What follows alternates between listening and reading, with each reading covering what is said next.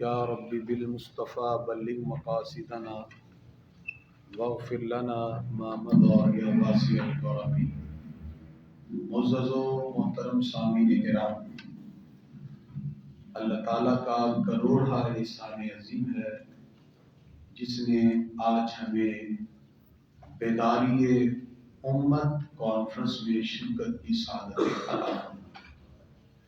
دعا ہے رب قدوس کی بارگاہ میں اللہ تعالیٰ یہ لمحات اپنی بارگاہ میں قبول فرماتے ہوئے ہم سب کے لیے ذریعہ نجات بنا دیں۔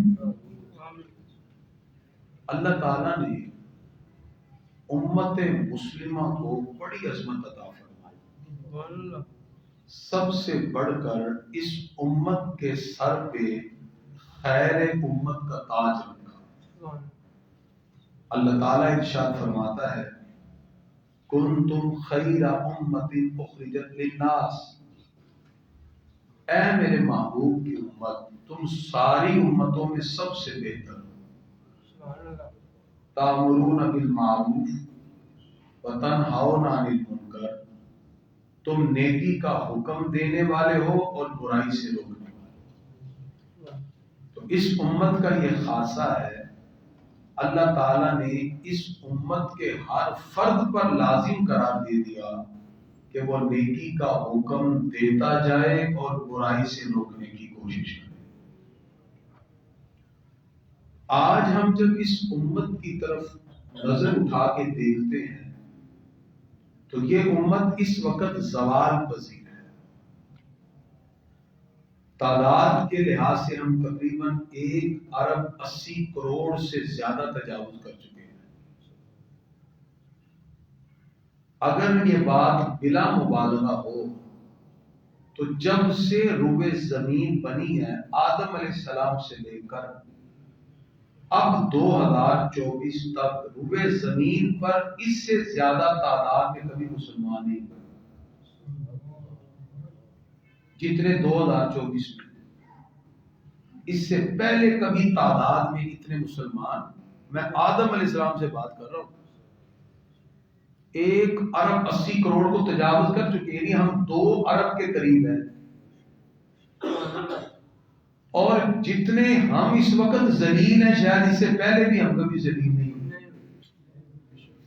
تعداد میں بھی زیادہ اور ذبح حالی میں بھی سب سے زیادہ۔ آخر اس کی کیا وجہ ہے کہ آج ہم تعداد میں بھی زیادہ ہیں؟ دنیا کے جو سورسز ہوتے ہیں تقریباً 70% اسلامی ممالک کے پاس ہیں۔ 70% جو وسائل ہیں جس سے زندگی چلتی ہے، دنیا کا نظام چلتا ہے، 70% تیل ہے، کوئلہ ہے، جتنی بھی جو ضروریات زندگی کی چیزیں ہیں 70% مسلمانوں کے پاس ہے، 30% ہوگی باقیوں کے پاس۔ لیکن وہ 30% کے مالک ہو کر 70% والوں پر حکومت کر رہے ہیں، غالب ہو چکے ہیں۔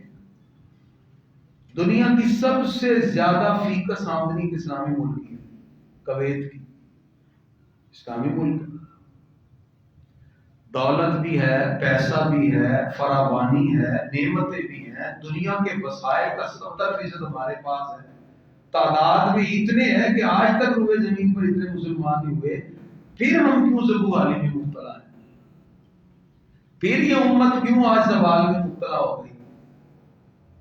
اس کی وجہ علامہ اقبال یہ درد بیان کرتے ہیں، اور ایک دن اللہ کی بارگاہ میں عرض کر بیٹھے۔ علامہ اقبال کہتے ہیں پیش خدا بگریستم زاد، اقبال کہتے ہیں شب پیش خدا بگریستم زاد، ایک رات میں اللہ کی بارگاہ میں بڑا ہی رویا اور گر گڑا کے رویا، اور میں نے عرض کی یا اللہ چرا مسلمانہ رہارند و زارند، آخر مسلمان کے زوال کی اور ان کی ذلت کی وجہ کیا ہے؟ چرا مسلمانہ رہارند و زارند، کیوں آخر ذلیل ہوئے مسلمان؟ اقبال کہتے ہیں مجھے غیب سے آواز آئی تو نمی دانی، اقبال تو جانتا نہیں، این دلے دارند محبوب نہ دارند، یہ کلمہ رسول اللہ کا پڑھتے ہیں، آئیڈیل غیروں کو بنا رہے ہیں، کلمہ نبی کا پڑھتے ہیں اور طور طریقے غیروں کے اپنائے ہوئے ہیں، تو یہ امت زوال میں نہیں جائے گی تو اور کیا ہوگا؟ یعنی دور اقبال میں بھی مسلمان زبو عالی میں تھے، تو آپ کہتے ہیں پیش شب بخدا با گرستم زار چرا مسلمان آرا خارند و زارن، تو کہتے ہیں ندام مجھے آواز آئی اقبال تو نمی دانی این دلے دارد با محبوب نہ دارد، یہ دل رکھتے ہیں دل میں محبوب نہیں رکھتے ہیں، دل امت زوال کے اندر مبتلا ہو گئے۔ اگر ہم اوورآل اپنے کرائسس کو دیکھیں، ہم چونکہ حل کی طرف جائیں گے، بیداری امت کا مطلب ہم نے یہ چیزیں ڈھونڈنی ہے کہ ہم کیسے بیدار ہو سکتے ہیں، اس امت کی بیداری کے کون کون سے بنیادی فیکٹر ہیں۔ اگر ہم اس امت میں جو زبوں حالی کی وجوہات ڈھونڈیں تو اس میں ایک وجہ تعیشات ہے، لگژری لائف کی تمنا ہے، خواہش ہے۔ ہر بندہ وہ چاہتا ہے کہ اگر اس کے پاس اپنا رہنے کا مکان ہے، ایک گاڑی ہے اور اپنی حسب ضرورت رزق ہے تو اس کو شکر ادا کرنا چاہیے۔ وہ کہتا نہیں جی 2 مکان رب نے 2 دے دی، کہتا نہیں اب 3 ہونے چاہیے، اس کو 3 مل گئے، کہتے نہیں جی اب 4تھا بھی ہو۔ یہ جو لگژری لائف کی تمنا ہے، یہ جو تعیشات ہے، مسلمانوں کے زوال کی یہ وجہ ہے۔ اچھا دولت تو غیروں کے پاس بھی ہے، آپ دوسرے ممالک کو دیکھیں، آسٹریلیا ہے، کینیڈا ہے، امریکہ ہے، برٹش ہے، دولت ان کے پاس ہے، لیکن ان کی دولت ریسرچ میں ہے، تحقیق میں ہے، وہ قوم کے لیے سوچتے ہیں، وہ عوام کو فیسیلیٹیٹ کرتے ہیں، وہ دولت کی وجہ سے آنے والے ہر شعبہ پہ کام کر رہے ہیں، ایکسپیریمنٹ کر رہے ہیں۔ جو ضرورت ہے آج اس دور کی، وہ آئی ٹی کے شعبے میں آگے بڑھ رہے ہیں، وہ دنیا پر چھانے کے لیے ڈفرنٹ انداز میں ایکسپیریمنٹ کر کے دنیا کے سامنے کچھ نہ کچھ پیش کر رہے ہیں۔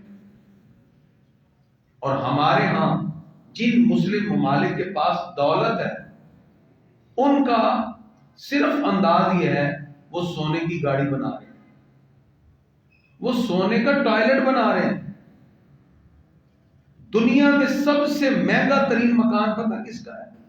سعودی شہزادے کا، دنیا کا سب سے مہنگا ترین مکان۔ مجھے بتائیے یہ دولت پیسہ جو اللہ نے دیا ہے، جب ہم اس کو اپنی عیش پرستی پہ لگائیں گے تو امت نے کہاں اوپر جانا ہے؟ آج غیر تحقیق کر رہے ہیں، میڈیکل پہ تحقیق ہو رہی ہے، آج وہ آئی ٹی کے شعبے میں آگے بڑھ رہے ہیں، دنیا میں ایسی ایسی چیزیں وہ لے کے آگے ہیں کہ 100 لوگ مل کر بھی ایک بات لکھیں تو شاید اس پر نہ پہنچے، جو چیٹ جی پی ٹی پہ جا کے وہ فوراً لکھ دیتا ہے۔ چیٹ جی پی ٹی آپ اس کے اندر ایک آئیڈیا ڈالیں، وہ آپ کو انسان کی آئیڈیاز سے بڑھ کر آئیڈیا شیئر کر دیتا ہے، وہ دنیا کی انفارمیشن کو جمع کر دیتا ہے۔ دنیا آج اس پہ ریسرچ کر رہی ہے، اور ہم ہیں کہ ابھی صرف اس بات پہ ہیں کہ کس نے سونے کا ٹوائلٹ بنانا ہے، سونے کا گاڑی بنانی ہے۔ ہم مکان اور تعیشات میں ہیں، تو امت کے زوال کی ایک بنیادی وجہ مسلمان کا عیش پرستی میں مبتلا ہونا ہے۔ اور اگر یہ آپ ترقی پذیر، میں تو ترقی یافتہ ممالک کی بات کر رہا ہوں، اسلامی جو ترقی پذیر ممالک ہیں، آپ وہاں دیکھ لیجیے تعیشات اور اپنے سٹیٹس کے لیے لوگ کہاں سے کہاں تک چلے جاتے ہیں، صرف اپنی ایک لگژری لائف کے لیے، اپنے جذبات کی تسکین کے لیے، نہ پھر حلال کی پرواہ ہوتی ہے نہ حرام کی۔ بہت سے ایسے لوگ ہمیں ملے جنہوں نے کہا ہماری زمینوں پر قبضہ کر لیا گیا، اثر رسوخ کی بنیاد پر جو چیز ہماری تھی، ہم اپنی چیز پر جا کے بیٹھ بھی نہیں سکتے، دوسرے قبضہ کر چکے ہیں۔ پھر حلال و حرام کی تمیز مٹ جاتی ہے، پھر یتیموں کے مال پہ ڈاکے پڑتے ہیں، صرف ایک لگژری لائف، ایک اپنا سٹیٹس ڈیولپ کرنے کے لیے کہ ہم جو ہیں اپنے فلاں بندے سے آگے ہیں، تو معاشرہ تباہی کی طرف آئے گا۔ ایک زبوں حالی کی ہماری یہ وجہ ہے۔ دوسری وجہ، مسلمان اگر زوال پذیر ہوئے تو اگر آپ انالیسس کریں اس کی دوسری وجہ رسوم اور رواج کو اتنا آگے بڑھا دینا کہ ہم دین کی بنیادی اقدار کو بھی بھول بیٹھے. دیکھیں نا، ہم مسلمان ہیں، جب ہم دعویٰ کرتے ہیں مسلمان ہیں تو ہمیں اسلامی اقدار کو اپنانا چاہیے. پچھلے دنوں میں نے شادی کے حوالے سے بات کی تھی کہ ہندو شادی ہوتی ہے تو مندر میں جاتا ہے، عیسائی چرچ میں جاتا ہے، یہودی کلیسا میں جاتا ہے، اور مسلمان شادی ہال میں جاتا ہے. مسلمان مسجد میں کیوں نہیں آتا؟ ہم نکاح کی سادگی جو حضور صلی اللہ علیہ وسلم نے اپنی پیاری بیٹی، اپنی لخت جگر سیدہ کائنات کا نکاح کر کے پوری دنیا کے سامنے آئیڈیل لائف پیش کر دی، ہم اس کی طرف کیوں نہیں آتے؟ اصل میں جب ہمارے ہاں مقصد دولت اور پیسہ ہو تو پھر لوگ دولت اور پیسے کو دیکھتے ہیں، ایمان تک چھوڑ دیتے ہیں. لوگوں نے قادیانیوں میں رشتے کر لیے صرف جرمنی کے ویزا کے لیے، ایمان تک چھوڑ دیا. دنیا کی چند روزہ زندگی اور چند ٹگوں کے لیے ایمان کو بھی بیچ دیا. ثمن قلیلا، تھوڑا سا دنیا کا ایک افسانہ، ایک جرمنی کا ویزا. تو یہ جس وقت ہم رسومات اور رواج میں پڑے، آج دیکھ لیجئے مذہبی اقدار ہماری جدھر مرضی جائیں، ہمیں اس سے پرواہ نہیں ہے. ہم اپنے خاندانی رسوم و رواج کو نہیں چھوڑ سکتے. بیٹیاں گھروں میں بیٹھ کے بوڑھی ہو گئی، اسی کہنے جی رائیاں چی کر رہے ہیں، اسی گجر ہونے ہیں، اسی پٹی ہونے ہیں، اسی ملکہ تو باہر نہیں کر دے. یہ کیا ہے؟ یہ سوائے رسم و رواج اور ذات برادری کے اندر جو ہم نے اپنے آپ کو جوڑ رکھا ہے، ایک اچھا لڑکا ایک اچھی فیملی سے تعلق رکھنے والا، اچھا کمانے والا، ہینڈسم، اور اس کے اندر امانت دیانتداری سب کچھ ہو، اگر برادری سے تعلق نہیں ہے کہتے نہیں جی نہیں اسی تو رائیاں دلاوا کر دیں گی، بیٹی بوڑھی ہو جائے.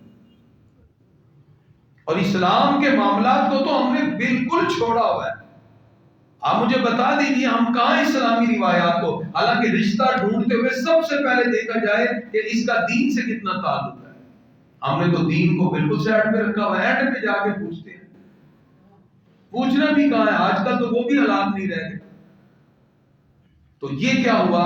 یہ ہماری زبوں حالی کی دوسری وجہ کہ ہم نے زبان سے تو اقرار کر دیا اشہد ان لا الہ الا اللہ، ہم گواہی دیتے ہیں اللہ کے سوا کوئی معبود نہیں، واشہد ان محمد عبدہ ورسولہ، ہم گواہی دیتے ہیں کہ محمد صلی اللہ علیہ وسلم اللہ کے سچے بندے اور رسول ہیں، لیکن ہم نے نہ اللہ کی مانی نہ اللہ کے رسول کی مانی.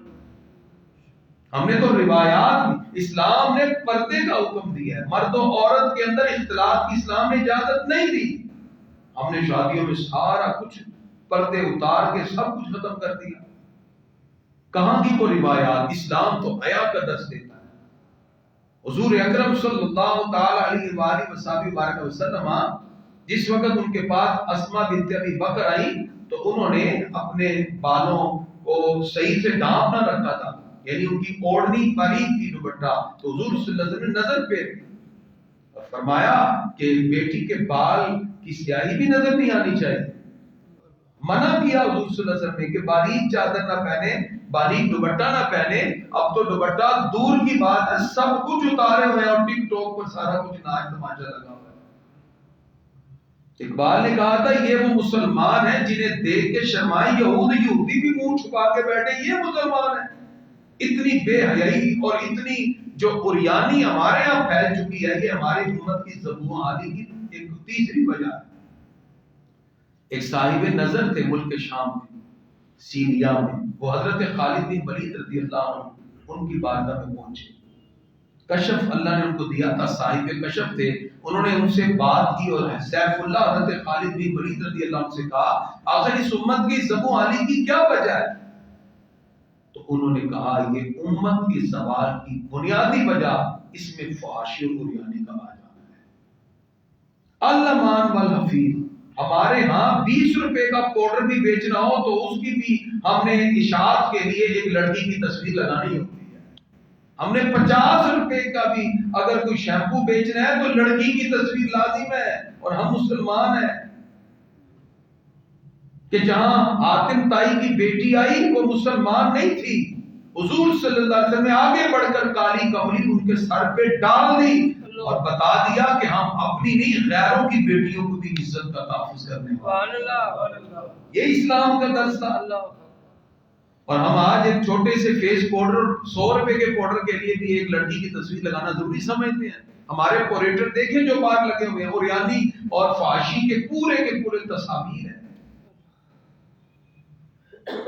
آج اس وقت ہم نے لازم سمجھ لیا ہے کہ ہمارے ہوٹل کے ریسیپشن پر ہمارے کاروبار کے ریسیپشنسٹ میں ایک لڑکی کا ہونا ضروری ہے جو ایک اٹریکٹیو گرل ہو تاکہ لوگ زیادہ ہیں. جب ہم بے حیائی فحاشی سے اپنے کاروبار کا آغاز کرتے ہیں تو یہ اس امت نے تباہ نہیں ہونا تو اور کیا ہونا ہے. اسلام کیا کہتا ہے؟ اللہ کا قرآن سنیے. پروردگار نے قرآن مجید سورہ نور میں ارشاد فرمایا قل للمؤمنین یغضوا من ابصارہم، پیارے محبوب مسلمان مردوں کو حکم دیجئے اپنی نظروں کو جھکا کے رکھیں. یغضوا جھکا کے رکھیں. وَيَحْفَظُوا فُرُوجَهُمْ، اپنی شرمگاہوں کی حفاظت کریں. آج جس وقت یونیورسٹیز کے اندر لڑکا لڑکی اکٹھے پڑھتے ہیں، اختلاط ہوتا ہے، بے شمار گناہوں کے راستے کھلتے ہیں. کوئی روکنے والا نہیں، تربیت ہی نہیں ہے. آپ جانتے ہیں کہ نکاح کے لیے 2 شرطیں ہوتی ہیں صرف. کیا کیا؟ ایجاب و قبول اور گواہ. 2 گواہوں کے سامنے ایک طرف سے کہا جائے میں نے نکاح کیا اور دوسری طرف سے آ جائے جی میں نے قبول کیا، نکاح ہو گیا. بس یہ 2 شرطیں ہیں، ایجاب و قبول اور گواہ. آج یونیورسٹیز میں یہ عام ہے. کلاسز میں اسٹوڈنٹ پڑھتے ہیں لڑکے لڑکیاں اور وہاں مذاق کے طور پہ ازراہ مذاق لڑکی لڑکے کو کہتی ہے میں نے تم سے نکاح کیا، وہ کہتا ہے جی میں نے قبول کیا. پوری کلاس نے سنا شادی ہو گئی، نکاح ہو چکا ہے. اب یہ دونوں میاں بیوی ہیں. جب تک یہ طلاق نہیں دے گا وہ آگے نکاح کر ہی نہیں سکتی. مجھے بتائیے یہ کتنے گناہوں کے راستے کھلے ہوئے. یہاں مذاق چل رہا ہے. نکاح، طلاق اور خرید و فروخت یہ وہ چیزیں ہیں جو مذاق میں بھی نافذ العمل ہوتی ہیں. اس امت کی زوال کی جو وجوہات ہے نا اس کے اندر ایک بڑی وجہ فحاشی اور عریانی کا آ جانا ہے جو آج گھروں تک پہنچی ہوئی ہے. سوشل میڈیا آپ اوپن کریں گناہوں کے راستے کھلے ہوئے. الامان والنفیس.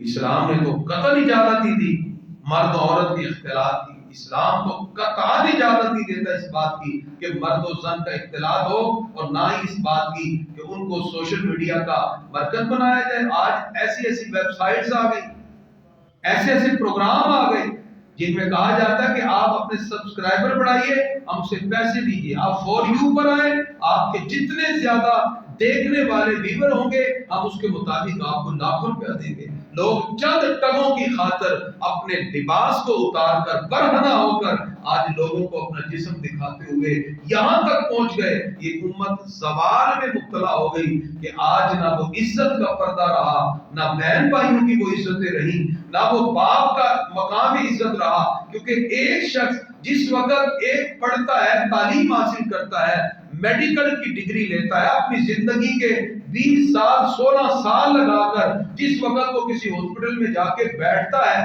تو اس کی 2 لاکھ روپے سیلری آتی ہے. وہ کہتے ہیں ہمیں 20 سال سر کھپانے کی ضرورت نہیں، ہم صرف 2 مہینے کے اندر اپنے سبسکرائبر بڑھائیں گے اور گھر بیٹھ کے 2 لاکھ کمائیں گے اور اس کے پیچھے سوائے فحاشی اور عریانی کے کچھ بھی نہیں. اور آج ہمارا معاشرہ اس طرح بے دردی کے ساتھ اس میں مبتلا ہوا کہ نوجوان لڑکوں لڑکیوں کی تربیت نہ ہونے کی وجہ سے وہ گناہوں کی وادیوں میں پھسلنے لگے. اور اس تیزی کے ساتھ یہ سیلاب امٹ کے آ گیا کہ الامان والنفیس، اس تیزی کے ساتھ. تو اس امت کے زوال کی جو وجوہات ہیں ان میں سے بیسک اگر وجہ کو ہم تلاش کریں اس میں ایک فحاشی اور عریانی بیسک فیکٹر ہے. اس امت کے زوال کی ایک اور وجہ یہ ہے ہم آپس میں اختلاف میں مبتلا ہو گئے. جس وقت قوموں کے اندر اختلاف پیدا ہو جائے وہ قومیں پھر قوم نہیں بلکہ ہجوم رہ جاتی. آج ہمارے جو اختلافات ہیں کہیں آپ کو مذہبی اختلاف نظر آئے گا، کہیں سیاسی اختلاف نظر آئے گا، کہیں ذاتی اختلاف نظر آئے گا، کہیں معاشرتی اور معاشی اختلاف نظر آئے گا. اتنے اختلاف ہمارے معاشرے میں بڑھ چکے ہیں. آج دین کی تربیت نہ ہونے کی وجہ سے آپ دیکھیں بازاروں میں لوگ فیصلے کرتے ہوئے نظر آتے ہیں، خود فیصلے ہو رہے ہیں، ہر تھڑے پہ ایک نیا مفتی بیٹھا ہو، آپ اس سے فتویٰ لیں۔ اتنی کثرت کے ساتھ ہمارے یہاں یہ گمراہی پھیلی ہے کہ مذہبی اقدار کے اندر کسی ایک کو ماننے کے لیے کوئی تیار ہی، ہر بندہ کہتا ہے جی مجھ سے آگے کوئی ہے ہی نہیں۔ اور سیاسی اختلاف تو علمان تو آپ دیکھ لیجیے پچھلے دن یہ جو اسمبلی کے اندر ہو رہا ہے، ایک دوسرے پہ کرسیاں مار رہے ہیں اٹھا کے، یہ پڑھے لکھے لوگ۔ وائٹ کوٹ والے کہتے ہیں ہم تم سے اوپر ہیں، کالے کوٹ والے کہتے ہیں ہم تم سے اوپر ہیں، مریض تڑپ رہا ہے اور ہاسپٹل کے اندر وہ دونوں آپس میں دستوں کے گریباں ہیں، کہا جا رہا ہے جی ہم اوپر ہیں، وہ کہتے ہیں ہم اوپر ہیں۔ یہ جو اختلاف اور اس کے اندر فرقہ پرستی، علامہ اقبال کہتے ہیں فرقہ پرستی ہے کہیں تو کہیں ذاتیں ہیں، فرقہ پرستی ہے کہیں تو کہیں ذاتیں ہیں، کیا زمانے سے پنپنے کی یہی باتیں ہیں؟ ہم نے کئی فرقے بنائے ہوئے ہیں، وہ جی وہ ایسا ہے وہ فلاں، ہم یہی بیٹھے بیٹھے کفر کے فتوے لگاتے ہیں، ایک دوسروں کو کافر کہا ہے، اور کہیں ذاتوں کو آڑ بنایا ہوا، ذات کو آڑ بنایا، وہ جی وہ فلاں ذات، یہ اپنی ایگو، یہ انانیت خدا نہ توڑیے۔ تو اس امت کے زوال کی ایک وجہ ہمارے اندر انتشار ہے، افتراق ہے، کہ جو ہم ایک دوسرے سے دست و گریبان ہوئے، امت آپس میں بٹ گئی۔ وہ چاہتے یہ تھے کہ آپ جانتے ہیں اس امت میں جس نے کلمہ پڑھ لیا وہ رسول اللہ صلی اللہ علیہ وسلم کا امتی ہے۔ نبی کریم صلی اللہ علیہ وسلم نے دوران جہاد جس وقت لڑائی ہوئی، ایک شخص کافر تھا، اس نے جنگ کے دوران ایک صحابی کی بازو کاٹ دی۔ اب صحابی ایک بازو سے لڑ رہے تھے تو وہ درخت کے پیچھے گیا اور اس نے جا کے کہا لا الہ الا اللہ محمد رسول اللہ، کلمہ پڑھ لیا، لیکن وہ چونکہ لڑ رہے تھے، لڑتے لڑتے انہوں نے ان کو مار دیا۔ جب یہ بات سرکار تک پہنچی تو حضور صلی اللہ علیہ وسلم بڑے ناراض ہوئے، افسوس کیا، فرمایا جب انہوں نے کلمہ پڑھ لیا پھر تم نے کیوں اس کو مارا؟ کہا پیارے آقا وہ تو اوپر سے پڑھ رہا تھا۔ فرمایا سرکار نے تم نے دل چیر کے کیوں نہیں دیکھا کہ اندر سے پڑھ رہا تھا کہ اوپر سے پڑھ رہا تھا؟ جب اس نے کلمہ پڑھ لیا تمہیں کس نے اجازت دی ہے؟ اور یہاں دیکھو چوکوں میں فیصلے ہو رہے ہیں، یہاں ہر کھڑے پہ فیصلہ کیا جا رہا ہے۔ جب معیارات یہ ہو جائے کہ ہر بندہ فیصلہ کرے گا تو پھر کیا ہوگا؟ یہ امت نے سوال بھی نہیں آنا تو اور کیا ہوگا؟ کس درد کو آپ کے سامنے رکھیں؟ پھر اوپر سے اس امت کا ایک ہونا یہ ہمیشہ سے متعین ہے۔ علامہ اقبال کہتے ہیں ایک ہوں مسلم حرم کی پاسبانی کے لیے، نیل کے ساحل سے لے کر تاب خاک کاشغر، فرمایا ہم سب ایک امت ہیں، نیل کے ساحل سے شروع ہو اور تاب خاک کاشغر، یعنی کہ زندگی کے دنیا کے جہاں جہاں آثار ہیں، ہر کونے میں بسنے والا مسلمان وہ امت مسلمہ کا فرد ہے، سب ایک ہی فرد کی طرح ہے، ایک وہ مسلم حرم کی پاسبانی کے لیے، نیل کے ساحل سے لے کر تاب خاک کاشغر۔ مومن کے دل میں درد ہونا چاہیے۔ اقبال کہتے ہیں کہ اخوت اس کو کہتے ہیں جو بے کانٹا جو کابل میں، تو ہندوستان کا ہر پیرو جواں بتاب ہو جائے کہ میرے مسلمان بھائی کو کانٹا چبھ گیا ہے۔ اور ہمارے فلسطین میں اب تک 25,000 سے زیادہ لوگ لاشیں اٹھا چکے ہیں، 8,000 بچہ تڑپ تڑپ کے مر گیا، 2 لاکھ سے زیادہ کھلے آسمان تلے سردی میں کپا رہے ہیں۔ مجھے یقین کرے رونا آ گیا، 6 بچیاں خوف زدہ تھیں، ماں بھی مر گئی، باپ بھی مر گیا، اور ایک خیمے میں باہر آ کے بچی ایسے کانپ رہی ہے، انٹرویو دے دیا، خدا را ہمیں عزت اور پاسائی کا کوئی پردہ ہی دے دو، کوئی برقع ہی دے دو، ہم کانپ رہے ہیں، ہمارے امی بھی فوت ہو گئی، ابو بھی چلے گئے، لیکن اس عالم میں بھی کہتے ہیں شکرن الحمدللہ، یہ بھی بڑی بات ہے، اللہ نے ایسا ایمان دیا۔ ایک بیٹی کا بازو کٹا ہوا ہے اور دوسری پر انہوں نے مکمل پلستر چڑھایا ہوا ہے، پوچھا بیٹا کیا حال ہے؟ انہوں نے کہا شکرن الحمدللہ۔ اس حالت میں بھی وہ الحمدللہ کہہ رہے ہیں۔ جہاں بجلیاں کاٹ دی ہاسپٹل کی، شفا پہ بم مار دیا، بجلیاں کاٹنے سے وینٹیلیٹر پر لگے ہوئے بچے تڑپ تڑپ کے مر گئے. اس حالت میں فلسطین میں جہاں تیزی کے ساتھ نسل کشی ہوئی. مجھے بتائیے یہ جتنے بھی سیاسی لیڈر پاکستان کے ہیں جنہوں نے اپنے پوریٹر پر لکھا ہوا ہے نڈر بے باک، کون ہے نڈر بے باک جس نے اسرائیل کے خلاف جملہ بھی کہا؟ ہم تو وہ مسلمان ہیں کہ ہم اسرائیل کی پروڈکٹ کا بائیکاٹ بھی نہیں کر سکے. لوگ لے رہے ہیں مارکیٹ میں جا کے. تو پھر ہم کیسے مسلمان ہیں؟ کم از کم یہ میسیج تو دے سکتے تھے، کچھ نہیں. کم از کم یہ کہہ سکتے تھے کہ نہیں جی ہم نے نہیں اسرائیل کی بات کوئی چیز لے. لیکن ہم مردہ مسلمان ہیں.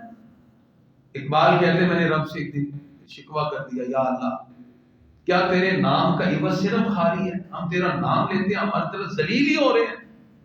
اقبال کہتے ہیں آواز آئی، تیرا اپنے کرتوت بھی تو دیکھو، ہر کوئی مست مئے تنے ذوق آسانی ہے. تو مسلمان ہو کیا یہ انداز مسلمانی ہے؟ بڑے شوق سے نام لیتے ہیں جی ہم حضرت کرار کا جشن ولادت منا رہے ہیں، کیک کٹ رہے ہیں، حضرت علی سے راضی ہوں گے. نماز پڑھی کوئی نہیں ہے، مست ملنگ بنے رہے جی ہم حضرت علی سے ملنگ. مولا علی کی تو اثر چھوٹے تو اللہ سورج پلٹا دیتا ہے کہ علی کی ایک بھی قضا نہ ہو اور ان کی ادائی نہیں ہو رہی. نام لیتے جی ہم حیدر کرار کے جناب بھی محبت کرنے والے ہیں. محب علی جو ہوتا ہے اس کی ایک بھی نماز قضا نہیں ہوتی. اس لیے اقبال کہتے ہیں حیدری فقر ہے نئے دولت عثمانی ہے. تم کو اسلاف سے کیا نسبت روحانی ہے؟ وہ معزز تھے زمانے میں مسلمان ہو کر اور تم خار ہوئے ہو تاریخ قرآن. تم نے قرآن چھوڑا ذلیل ہو گئے. اور یہی وجہ ہے آج ہم نے قرآن کو اپنے گھر میں صرف سیب میں سجا کے رکھا. بتائیے کس گھر میں قرآن کھل رہا ہے؟ رمضان میں 9 دن باقی رہ گئے، ابھی تک ہم نے قرآن کو دیکھا تک نہیں. پہلے کیسے مسلمان شعبان شروع ہوتا لوگوں کے روزے شروع ہو جاتے، شعبان شروع ہوتا گھروں میں قرآن کی قرات کی تلاوتیں شروع ہو جاتی، مسجدیں بھر جاتی کہ رمضان آنے والا ہے. اب رمضان بھی آ جائے تو لوگ گھروں سے نہیں نکلتے ہیں، وہیں نماز پڑھ کے رہتے چلو سو گئے. سرکار فرماتے ہیں جو مسجد میں نماز پڑھنے نہیں آتا میں کسی کو امام بناؤں دل کرتا ہے ان کے گھروں میں جا کے آگ لگا دوں. جو گھروں میں بیٹھ کے نماز پڑھ رہے ہیں آگ لگا دو. سرکار فرماتے ہیں حدیث موجود ہے. اور یہاں گھروں میں نماز ہو رہی ہے جی نماز پڑھ رہے ہیں. تو اتنی سخت وعید کیوں ارشاد فرمائی حضور صلی اللہ علیہ وسلم نے؟ تاکہ بتائیں کہ آپ مسجد میں آئیں گے کچھ 4 مسئلے سیکھیں گے. تو اصل میں ہمارے سوال کی دیکھیں وجہ کیا ہے؟ ہم خود بھی دین کی طرف نہ سیکھنا ہی نہیں چاہتے. ہمارے مساجد میں نماز کا وقت ہوتا ہے 40 بندے بیٹھے ہوتے ہیں، درس میں 20 بیٹھے ہوتے ہیں. حالات آپ دیکھ لیجئے. اس میں اصل بنیادی وجہ میں سمجھتا ہوں کہ دیکھیں مسجد کا جو نظام ہوتا ہے نا وہ اصل میں کنٹرول کرنے میں مرکزی کردار امام کا بھی ہوتا ہے. ہم تو وہ لوگ ہیں ہمارے امام بھی درس میں بیٹھتے باقیوں نے کیا بیٹھنا ہے؟ امام صاحب بھی جتی چوکے بچ جاتے تو مقتدی کہتے ہیں ساڈا امام جتنے بچے گا اسی بچا گے. ہم تو ایسے لوگ ہیں نہ ہماری تربیت ہوئی، نہ ہمیں یہ پتا کہ ہم نے دین سیکھنا کیسے ہے، نہ ہمیں دین کی مجالس کے آداب کا پتا ہے. ہمیں یہ پتا ہے جتی چکنی دوڑنا. تو سارے ایسے آوے دعوے بگڑا ہوا ہے، ہر شاخ پہ الو بیٹھا ہے. انجام گلستان کیا ہوگا؟ کیا کیا رونا روئے آپ. پچھلے میں نے 12 دن یہاں لگائے. خان صاحب بتائیں روح تک میں نے آپ کے اسلام کو پہنچانے کی کوشش کی ہے پچھلے دنوں 12 دن. اس کے اثرات تو کم از کم نظر آتے. میں نے کہا آج کم از کم اثرات اس کے ہوں گے. تو اثرات اس وقت نظر آئیں گے نا جب آپ کا امام بھی خود بیٹھا ہوگا. وہ تو خود جتی چوکے پہلے دوڑ لاتے ہیں تو پیچھے سارے مقتدی بھی گئے کہتے ہیں جتنے امام کے اتنے اسی. یاد رکھیے میں اصل میں جو نا میں اپنے درد دل بیان کر رہا ہوں. ہمارا مقصد دیکھیں کہ یہ ڈیوٹی اللہ نے لگائی. وہ جو بندے نے کہا میں نے کہا خان صاحب کہتے ہیں یہ میں کہا جی میرا ثواب ضائع نہ کرو، میں صرف اپنے اللہ کی رضا کے لیے دلاتا ہوں. کوئی چیز کی ضرورت نہیں، خدا کی قسم کسی چیز کی ضرورت نہیں، صرف اللہ کی رضا کے لیے کہ کاش کی امت بیدار ہو. ہم تو کوشش کر رہے ہیں. لیکن یاد رکھیے دیکھیں جب تک احساس نہیں نا پیدا ہوگا، احساس جب پیدا ہوتا ہے تو پھر قومیں درست ہوتی ہیں. جب احساس ختم ہو جائے تو پھر قومیں سوال میں آ جاتی ہیں. ہم ایسی قوم ہیں دیکھیں کسی قوم کا کوئی نقصان ہو جائے، آپ اللہ تعالیٰ ہر ایک کو محفوظ رکھے. آپ کے پیسے گم ہو گئے، چوری ہو گئی، احساس پیدا ہوا، آپ آئے کہ کریمی صاحب دعا کر دیں، اللہ محفوظ رکھے کسی کا کاروباری نقصان ہو گیا، احساس پیدا ہوا تو فوراً آ گیا۔ لیکن ہم ایسی قوم ہیں ہمارا سب کچھ لٹ گیا لیکن ہمیں اس کا احساس ہی نہیں۔ جب احساس ختم ہو جائے تو قومیں اور زوال پہ جاتی ہیں۔ اقبال کہتے ہیں وائے ناکامی متائے کارواں جاتا رہا، کارواں کے دل سے احساس زنا جا گیا۔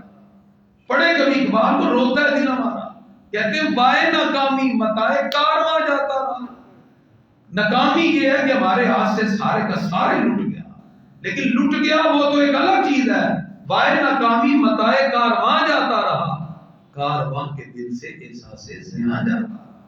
پرابلم یہ ہے کہ ہمیں اپنے ان سب کچھ تباہ برباد ہونے کا احساس بھی دل میں پیدا نہیں۔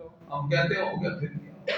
جب احساس ختم ہو جائے تو قومیں مردہ ہو جاتی، پھر وہ قوم نہیں رہتی، وہ ہجوم ہے۔ ہم ہجوم ہے، صرف اور صرف ایک ہجوم ہے جس کا اٹھا ادھر جا رہا ہے ادھر ہے، کیونکہ منزل ہی نہیں پتا۔ اب آئیے میں آپ کو تھوڑا سا روحانیت کی طرف لے کے جاؤں۔ اللہ تبارک و تعالیٰ نے ہمیں شعور اور ادراک عطا کیا ہے، یہ صرف انسان کو عطا کیا، چونکہ یہ تو تھی وہ باتیں جو امت کے زوال کی۔ اب ہم حل کی طرف آ رہے ہیں، حل بھی تو نکالنا ہے نا کہ ہم نے روتی رونا ہے، حل کی طرف اب آ رہے ہیں۔ اللہ تعالیٰ نے جب انسان کو تخلیق فرمانا چاہا تو فرمایا انی جاعل فی الارض خلیفہ، کہ میں زمین پہ اپنا نائب بنانے لگا۔ زمین پر پہلے جنات تھے اور دوسری مخلوق فرشتے تھے۔ ہم سے پہلے کتنی مخلوق تھی؟ دو، باقی تو ساری اللہ کی تخلیق ہی ہے نا، زمین آسمان۔ تو جنات تھے ہم سے پہلے بسے اور فرشتے۔ تو اللہ تعالیٰ نے فرمایا انی جاعل فی الارض خلیفہ، اے فرشتوں، جنات سے تو بات ہی نہیں ہوئی، ملائکہ سے، کہ میں زمین پہ اپنا نائب بنانے لگا۔ تو جنات نے کہا، وہ فرشتوں نے کہا یا اللہ ان کو اتجعل فیہا من یفسد فیہا، یا اللہ تو اس کو بنائے گا اپنا نائب جو زمین میں فساد پھیلائے گا، ویسفک الدماء، یہ تو خون بہائیں گے، قتل و غارت کریں گے۔ کیونکہ فرشتوں کو علم تھا انسان میں دو چیزیں ہیں، ایک ہے غصہ اور ایک ہے شہوت۔ یہ جو شہوت ہے جس کی وجہ سے انسان گناہوں کی طرف بڑھتا ہے، ٹھیک ہے نا، اور یہی وجہ ہے کہ یہ زمین پہ آنے کے بعد یہ جو خون ریزیوں کا یہ غصے کا نتیجہ ہے۔ شہوت بھی ہے انسان کا، غصہ، فرشتے اس سے پاک ہیں۔ تو اب جو شہوت ہے اس کی وجہ سے زمین میں فساد آتا ہے۔ اسی وجہ سے تو آج رشتوں کے اندر آپ دیکھ لیجئے معاملات خراب ہو گئے۔ آج گناہ سستا ہے، نکاح جو ہے وہ زیادہ مشکل ہے، کیونکہ ہم نے حلال چیزوں کو مشکل کر دیا، گناہوں کو آسان کر دیا۔ تو اب جب یہ کہا تو اللہ فرماتا ہے جو میں جانتا ہوں فرشتوں وہ تم بھی جانتے ہو۔ اللہ نے آدم علیہ السلام کی تخلیق فرمائی، پتلے کو رکھا۔ توجہ رکھیے گا، اب حل کی طرف ہے اور انشاءاللہ پھر دعا کرتے ہیں۔ آدم علیہ السلام کا جب پتلا بنایا اللہ تعالیٰ نے اپنے عرش کے نیچے رکھا اس پتلے کو۔ کہاں رکھا؟ عرش کے نیچے۔ اب ذرا توجہ، ہم یہاں اب زمین پہ بیٹھے ہیں، یہ ہے عالم ناسوت۔ کون سا ہے؟ یا میرے ساتھ ساتھ بولیں گے، میں نے یہ یاد کروانا ہے آپ کو، یہ روحانی معاملہ ہے۔ اب آپ کو حل کی طرف آ، یہ کون سا جان ہے جی؟ عالم ناسوت۔ اس کے اوپر 4 آسمان تک ہے عالم ملکوت، پہلا، دوسرا، تیسرا، چوتھا، وہ کیا ہے؟ عالم ملکوت، 4 آسمان تک، اس میں فرشتوں کا بسنا ہے، رہتے ہیں۔ زمین کیا ہے؟ عالم ناسوت، پہلا، دوسرا، تیسرا، چوتھا آسمان، یہ کیا ہے؟ عالم ملکوت، عالم ملکوت، وہاں فرشتے رہتے ہیں 4 تک۔ اس کے بعد 5واں، 6واں، 7واں وہ ہے عالم جبروت، عالم جبروت، وہاں فرشتے نہیں جا سکتے، فرشتے بھی 4تھے آسمان پہ سدرۃ المنتہا پہ، بس 5واں، 6واں، 7واں وہاں اللہ کے مقرر پیغمبر موجود، ابراہیم علیہ السلام موجود ہے، حضرت موسیٰ علیہ السلام موجود ہے 6 آسمان۔ 5واں، 6واں، 7واں عالم جبروت ہے، جہاں اللہ رب العزت کی پوری قدرت کا غلبہ اور اس کا جلال والے، فرشتے بھی نہیں جا سکتے۔ پھر یاد رکھیں ہم کس میں رہتے ہیں؟ عالم ناسوت۔ اس کے اوپر کون سا جہاں؟ عالم ملکوت، چوتھے آسمان تک۔ پانچواں چھٹا ساتواں کون سا عالم ہے؟ عالم جبروت۔ اس سے اوپر ہے، ساتویں آسمان سے اوپر، جہاں نہ جن جائے، نہ بشر جائے، نہ فرشتہ جائے، وہ ہے عالم لاہوت۔ ساتویں آسمان کے اوپر کیا ہے؟ عالم لاہوت کے اوپر ہے عرش الہی۔ سمجھ آ گئی؟ اب جو انسان ہے، حضرت آدم علیہ السلام، اللہ نے اپنے عرش کے نیچے عالم لاہوت میں آدم علیہ السلام کو رکھا۔ اس لیے یاد رکھیے ہم جتنے انسان ہیں ہم اس عالم کے جہان کے ہیں نہیں، ہم کہاں کے ہیں؟ عالم لاہوت کے۔ بات سمجھ آ رہی ہے؟ میں بالکل ایک ایک باتیں کر رہا ہوں، یہ بات آپ کو کتابوں سے نہیں مل رہی، ٹھیک ہے؟ یہ سینہ بسینہ بات بتا۔ یہ جو عالم لاہوت میں اللہ نے ہمیں رکھا، آدم علیہ السلام پہلے وہیں رہے نا، ہمیں اسی لیے کہا جاتا ہے ارجعی الی ربک، او بندے چھوڑ عالم ناسوت، آجا آپ اپنے اس عالم لاہوت جہاں سے تو آیا۔ اچھا، اب ہم چکے ہیں عالم لاہوت کے۔ لاہوت میں نہ کوئی جن جا سکتا ہے، نہ کوئی فرشتہ۔ انسان اگر آج بھی اپنی روح کو پاک کر لے تو ایک سیکنڈ سے پہلے عالم لاہوت میں ہو کے عرش الہی پہ سجدہ کر کے پلٹ کے پھر اس دنیا میں آیا۔ اقبال نے اسی لیے کہا اے طائر لاہوتی، اقبال نے ہمیں کیا کہا ہے؟ طائر لاہوتی۔ ہم لاہوت کے ہیں نا، طائر کا مطلب اڑنے والا پرندہ۔ اے انسان، یہ تو آگے عالم ناسوت میں یہ دنیا کے چکروں میں پڑ گیا، تیری یہ منزل ہی نہیں۔ اے طائر لاہوتی، ہے اس رزق سے موت اچھی جس رزق سے آتی ہو پرواز میں کوتاہی۔ اگر تیرے سجدے میں تیری روح عرش الہی پہ سجدہ نہیں کر رہی تو تجھے زندہ رہنے سے موت اچھی۔ تو آج تک اپنی روح کو پاک نہیں کر سکا۔ اے طائر لاہوتی، ہے اس رزق سے موت اچھی جس رزق سے آتی ہو پرواز میں کوتاہی۔ اس رب کا کھاتا جا رہا، ابھی تک تو رب کا سجدہ کرتے ہوئے اپنی روح کو وہاں تک پرواز نہیں کر سکا۔ نماز اصل میں رب سے ملاقات ہے، جانتے ہیں آپ؟ یہ مقام کسی اور امت کو نہیں ملا۔ حضور صلی اللہ علیہ وسلم نے دیدار کیا نا رب کا، اللہ فرماتا ہے محبوب آپ نے تو میرا دیدار کر لیا، یہ میں تحفہ نماز کا دے رہا ہوں۔ آپ کا جو امتی میرا دیدار کرنا چاہے اسے کہ نماز میں آ کے رب کا دیدار کر۔ اس لیے کہا الصلاۃ معراج المومن۔ میں اللہ کی وحدانیت کی قسم اٹھا کے کہہ رہا ہوں، آپ اپنی روح کو پاک کر لیں، آپ سجدہ کریں گے، آپ کو رب کا دیدار نصیب ہوگا، وہ انوار و تجلیات آپ کو دکھائیں گے۔ لیکن اس کے لیے آپ کی روح کی پاکیزگی ضروری ہے۔ اس لیے اولیاء کرام ظاہر کو پاک کے ساتھ باطن پاک کرتے ہیں، تزکیہ نفس کرتے ہیں۔ اور الحمدللہ یہ بات ویسے ہم ہر جگہ نہیں بتاتے، میں ان صاحب نظر بزرگ سے ملاقات ہوئی ہے جو سر سجدے میں رکھتے ہیں تو روح کی پرواز عرش الہی پہ ہوتی ہے، سبحان اللہ، رب کا دیدار نصیب ہوتا ہے۔ مولا علی فرماتے ہیں میں نے آج تک وہ سجدہ نہیں کیا جس میں مجھے رب کا دیدار نہ ہو۔ وہ پاکیزگی نفس کی ضرورت ہے، وہ ہم کرتے نہیں۔ اب آئیے ہم حال کی طرف آتے ہیں۔ مسلمان بڑی عظمت والا ہے، یہ اپنی اصل میں عظمت رفتہ کو بھول چکا ہے۔ یہ دنیا کی آلائشوں میں پڑھ کے سمجھا کہ شاید یہ سب کچھ، حالانکہ یہ تو کچھ بھی نہیں، یہ تو چند دن کی زندگی ہے۔ یقین کریں تھوڑی سی زندگی ہے۔ 50,000 سال کا ایک دن حشر کا جب آپ کھڑے ہوں گے نا تو آپس میں پوچھتے ہوں گے وہ کتنے دن دنیا میں رہے، کوئی کہے گا ایک دن، کوئی کہے گا آدھا دن۔ 50,000 سال کے سامنے آپ کی 70، 80، 100 زندگی کیا ہوگی؟ اتنی سی زندگی ہے، کن چکروں میں ہم پڑے ہوئے ہیں؟ ہم حقیقت کا ادراک ہی نہیں کر سکے، اس وجہ سے ہم ان چکروں میں پڑے ہوئے۔ اس کا حل یہی ہے، آئیے سب سے پہلے اپنے باطن کو پاک کیجیے، نفرتوں قدورتوں کو یہاں سے نکالیں۔ جب آپ کا باطن پاک ہوگا پھر اس کے اندر انوار و تجلیات آتے ہیں۔ آپ کے جسم میں ٹوٹل 6 لطائف ہیں، کتنے جی؟ 6۔ یعنی نفس امارہ ہے جو اصل آپ کو گمراہ کرتا ہے، یہ 100 شیطانوں پر بھی باری ہے۔ اعوذ باللہ پڑھیں شیطان بھاگ جاتا ہے، نفس ہی بیٹھا۔ رمضان آئے گا شیطان قید ہو جائے گا، نفس بیٹھا ہوا ہے، یہ 100 شیطانوں پر بھی باری ہے۔ تو پہلا لطیفہ یہ نفس کا، یہ ناف کی طرح 1، پھر یہ 2 3 4 5، اور یہ چھٹا حضور صلی اللہ علیہ وسلم، اور یہ 7واں ہوتا ہے انانیت کا۔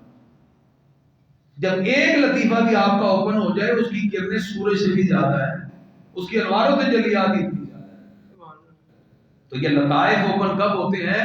جب آپ ذکر الہی میں مگن ہوتے ہیں، پھر اللہ کی یاد میں ڈوبتے ہیں، پھر اللہ والوں کا جب آپ سنگت پاتے ہیں، ٹھیک ہے نا؟ جتنے مجاہدات مشاہدات کریں تو آپ کو کچھ پرسنٹ روحانیت ملتی ہے۔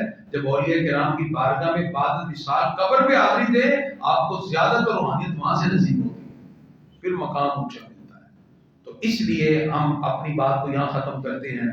نمبر 1، دنیا کے پیچھے بھاگنا چھوڑ دیں۔ راضی کون ہے جی؟ بولے تو صحیح اللہ۔ حکایت میں سلیمان علیہ السلام بیٹھے تھے دریا کے کنارے، ایک چونٹی آ رہی ہے، منہ میں دانا ہے، کھڑی ہو گئی، میڈک نکلا، منہ کھولا، چونٹی اندر، وہ نیچے۔ تھوڑی دیر بعد باہر آیا، چونٹی باہر، دانا ہے۔ آپ نے چونٹی سے کہا یہ دانا کدھر گیا؟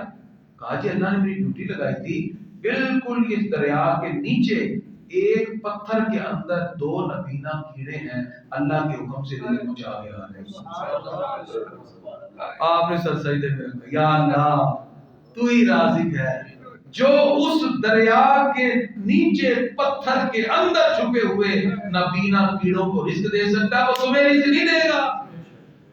ہم نے رزق کے پیچھے اپنی ساری آخرت برباد کر لی، صبح کی دنیا، شام کی دنیا، ہر وقت بات دوڑ لگائی ہوئی، اور رزق کا وعدہ اللہ نے دیا ہے، آپ نے صرف سبب پیدا کرنا ہے اور کہنا ہے یا اللہ میرا کام اتنا ہی تھا، اللہ خود ہی اس میں برکت بھی دے گا، رزق بھی آپ کی سوچ سے بھی زیادہ دے گا۔ اور اگر آپ کے ایک دن میں 1000 روپے اللہ نے لکھے ہیں نا، آپ اگر چاہیں تو نمازیں پڑھ کے 1000 لے لیں، چاہیں نمازیں چھوڑ کے ملے 1000 ہی، کیونکہ لکھے آپ نے، اللہ نے آج کے دن کے 1000 تھے۔ اور ہم کیا کرتے ہیں؟ ریڈی والا کہتے ہیں اگے ہو یا تو وہ کہتے ہیں ریڈی میرا رزق ہو کے لے آئے، اس نے رزق ہو رہا ہے۔ ایک تو رزق کے پیچھے بھاگنا چھوڑ دیں، خدا نہ میں کہتا ہوں رزق کے پیچھے بھاگ چھوڑ دیں، رزق آپ کے پیچھے پیچھے آئے گا، کیونکہ وہ اللہ کا وعدہ ہے۔ ہاں سبب ضرور آپ پیدا کریں، وہ کوشش آپ نے کرنی ہے، اللہ تعالیٰ نے اس کے لیے آپ کو سبب پیدا کر دینے، کوشش آپ کریں۔ نمبر 2، جتنا رب نے دیا ہے اسی پہ راضی ہو، عیش پرستی اور لگژری لائف کو نہ، قسم بخدا میں کہتا ہوں یہ تباہ کر دے گی آپ یہاں پر۔ اللہ فرماتا ہے اللہ تکاثر، مال کی کثرت نے تمہیں غافل کر دیا، حتی زرتم المقابر، یہاں تک کہ تم نے قبروں کا منہ دیکھا۔ آپ کسی رجسٹری پہ سائن کرنے جاتے ہوں گے، راستے میں ڈیتھ ہو جانی ہے، چلو گئی رجسٹری، پہنچے ہوں آپ کی بات۔ حضور صلی اللہ علیہ وسلم فرماتے ہیں ہر بندہ کہتا ہے میرا مال میرا مال، فرمایا جو تم نے کھا لیا وہ ختم، جو پہن لیا وہ گل گیا وہ بھی ختم، اور فرمایا جو دنیا میں چھوڑو گے وہ تمہارے وارثوں کا ہے، تمہارا وہ ہے جو اپنے ہاتھ سے اللہ کی راہ میں خرچ کر رہا ہے۔ مجھے بتاؤ کتنے لوگ ہیں جامع میں تلام میں ماہانہ پیسے دیتے ہو؟ دیتے؟ یہ جو آپ اللہ کی راہ میں دو گے یہ آپ کا محفوظ ہے، جو کھا گئے وہ بھی ختم، جو پہن لیا وہ بھی ختم، اور جو دنیا میں چھوڑ کے گئے وہ کس کا ہے؟ وارثوں کا، جو آپ کے پیچھے آپ کی اولاد ہے ان کا، آپ کا نہیں ہے، آپ کا صرف وہ ہے جو اپنے ہاتھ سے دے دیا رب کی راہ میں۔ یہ سمجھیں حقیقت کیا ہے۔ اس لیے خدا را تعیشات میں نہ پڑے، جو رب نے دیا ہے کہ یا اللہ شکر ہے، جو رب نے دیا ہے اسی پہ راضی ہو۔ اللہ سماتا ہے کبھی دے گے کہ یہ میرا شکر ادا کرتا ہے کہ نہیں؟ جب اللہ اتنی نعمتیں دیں تو شکر کریں، شاکرین میں شامل ہو جائیں، اور اللہ لے لے تو پھر بھی کہیں یا اللہ میں نے جو تو نے دیا اسی کے اوپر شکر ادا کیا، اور صبر کریں تو صابرین کی صف میں شامل ہو گئے۔ دونوں صورتوں میں پا رہے ہیں، ایسے ہم پریشان ہوئے ہیں، ہم اس رب کے بندے ہیں جو 70 ماؤں سے زیادہ پیار کرتے ہیں۔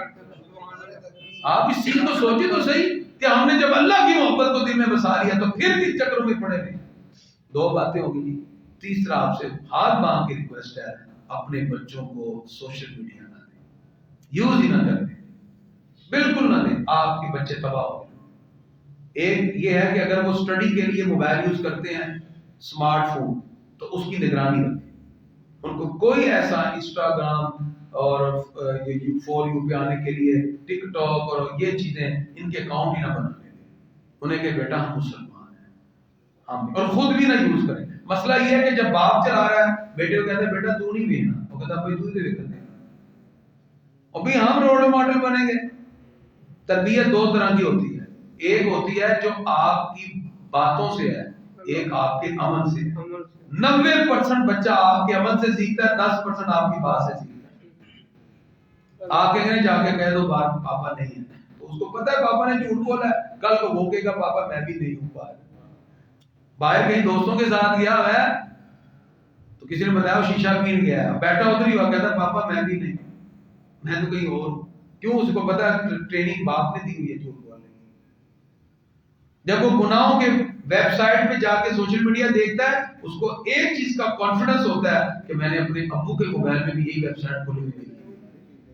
آپ نہیں روک سکتے. تو آپ کی 90% تربیت کس سے ہوگی جی؟ آپ کے عمل سے. آپ اٹھنا بیٹھ دیکھیں ایک بندہ خود اٹھتا ہے نماز کے لیے تو بچے کو کہتا ہے جس سویرے نماز نہ پڑھی میں تیری لتاں توڑ دینی ہے. وہ دل میں کہتا ہوں داڑھی کو توڑے گا تسی بھی پڑھ دے. آپ بھی تو نہیں نہ پڑھتے بھئی. آپ خود اٹھے جے تو قرآن پڑھنا نہ مسیدے گیا تو میں تیری لتاں توڑ دینی ہے. وہ دل میں کہتا ہے داڑھی کو توڑے گا تو قرآن کھولے ہی کوئی. اور بھئی آپ قرآن کھولیں گے اولاد خود ہی کھولے گی. آپ نماز پڑھیں گے اولاد خود ہی پڑھے گی. آپ رزق حلال کے لیے کوشش کریں گے اولاد کوشش کرے گی. آپ سچ بولیں گے اولاد خود بولے گی. ہم رزق آپ کی اولاد کا فرما بردار ہونے کا بنیادی فیکٹر رزق حلال ہے جس کی ہم کوشش ہی نہیں کرتے. آئی جائے بس جتوں مرضی آئی جائے. تو یہ چیزوں کی ہم توجہ کریں تو پھر دیکھیں یہ تربیت ٹریننگ ہے. تو تیسری بات میں نے گزارش کی ہے سوشل میڈیا یوز نہ کریں، نہ خود کریں نہ کریں. دیکھیں آپ اگر کہتے ہیں جی میں تو اپنی ضرورت کے لیے کر رہا ہوں ان کے سامنے، آپ دیکھ رہے ہیں اگر ٹک ٹاک کو انسٹاگرام یا کوئی بھی چیزیں تو ظاہری بات ہے آپ اگر نہیں غلط چیز دیکھ رہے لیکن آپ کے دیکھنے سے ان کو کانفیڈنس ملے گا کہ میرے ماما پاپا بھی دیکھتے ہیں، لیکن وہ غلط چیز دیکھے گا اس وقت آپ اس کو روک نہیں سکتے. بالکل بند کر دیں اس چیز کو. ٹھیک ہے ضرورت کے تحت اگر کوئی یوز کرتا ہے تو وہ صرف ضرورت کے تحت. جیسے بچے اسٹڈی وغیرہ کرتے ہیں آج کل ہماری آن لائن کلاسز ہوتی ہیں اس سے تو ہم اس میں یہی کہتے ہیں کہ چیک اینڈ بیلنس رکھیں. اچھا ہمارا چیک اینڈ بیلنس عجیب ہے. محلے کا کوئی دوست بن جائے تو ہم فوراً کہتے ہیں کنوں دوست بنایا، پہلے دیکھتے ہیں اس کو، اگر غلط ہو خراب ہم کہتے ہیں اس سے دوستی نہیں کرنی. تو یہ جو فیس بک پر اس کے دوست بنے ہوئے ہیں بلکہ بنی ہوئی ہیں تو وہ اس کا چیک اینڈ بیلنس کون کرے گا؟ ہمارا بھی عجیب معاملہ ہے. وہ زیادہ افیکٹو نہیں ہے جو محلے کا دوست ہے، یہ زیادہ افیکٹو ہے. اس لیے یہ تنہائیوں میں رضائیوں میں گھس کے ان سے باتیں ہو رہی ساری ساری رات. نوجوان تباہ ہو گئے ہمارے، ساری ساری رات صبح اٹھے ان کے چہرے کے اوپر لعنت پڑ رہی. میرے پاس ایک والدہ ہی بڑی پریشان کہتی کریمی صاحب کو دعا کر دو، کوئی تعویذ دے دو، میرا بچہ نا ذہنی طور پہ لگ رہا ہے عجیب عجیب گلاں کرتا ہے، سویرے ڈیوٹی تے بھی نہیں جاتا ہے. وہ پڑھ چکا تھا تقریباً اس کی کوئی 29 سال اس کی ایج ہوگی. تو میں کہا کہ کیا کرتا ہے؟ کہتے یہ رات ہی لگا رہتا ہے 3 ساڑھے 3 بجے جا کے سوتا ہے. میں کہا کیوں 3 بجے کی کرتا ہے؟ کہنا بیت ہی لگا رہتا ہے. چلو جو رات 3 بجے سوئے گا سویرے 10 بجے اٹھ کے ڈیوٹی تے جائے گا اس نے کیا ڈیوٹی کرنی؟ رات 3 بجے سو رہا ہے اور صبح 10 بجے اٹھ کے ڈیوٹی پہ جا رہا ہے. وہ تو وہاں نہ ڈیوٹی پرفارم کر رہا ہے اور نہ ہی اس کو، وہ تو ذہنی طور پہ پاگل ہوا ہے، اسٹریس میں گیا ہوا ہے. اور پھر کہتے ہیں جی وہ بچہ جی میرا میں کہوں دعا نہیں ہوئے گی، یہ کاؤنسلنگ کی ضرورت ہے. سب تو پہلے تو رات 9-10 بجے سواؤ، ڈیوٹی سے 7 بجے آتا ہے، کھانا شانا کھائے، گھر میں تھوڑی دیر بیٹھے، عشاء کی نماز پڑھو کو چل پتر سو جاؤ. یہ ہے زندگی. آئیے ہم دعا کرتے ہیں اللہ کی بارگاہ میں. آج میں نے درد دل آپ کے سامنے رکھا ہے کہ پروردگار ہم سب کو خود بھی اور اپنے بچوں کی تربیت کرنے کی توفیق عطا فرمائے.